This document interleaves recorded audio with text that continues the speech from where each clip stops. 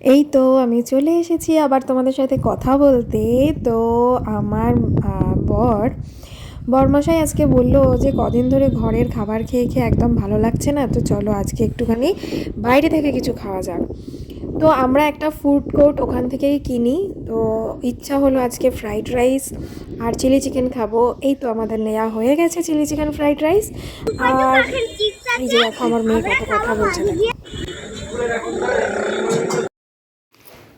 তো এবার নেওয়া হয়ে গেছে, এবার আমরা যাব সোজা বাড়ি। ওর বাবারও প্রচণ্ড খিদে পেয়েছে, আমারও আজকে খিদে পেয়ে গেছে তাড়াতাড়ি। তো বাড়িতে গিয়ে একটুখানি ফ্রেশ হয়ে তারপর আমরা খাবো। এই যে যে ফুড কোর্টটা বলছিলাম এখান থেকেই আমরা খাবার নিই। এখানের খাবারটা ভীষণ ভালো আর ফ্রেশ, সঙ্গে সঙ্গে বানিয়ে দেয় যখন আপনি অর্ডার করেন তখন। তো চলো বাড়ি যাওয়া যাক, বাড়ি গিয়ে এবার একটু ফ্রেশ হই, সকাল থেকে একটু কাজ বাজের প্রেশারে থাকে।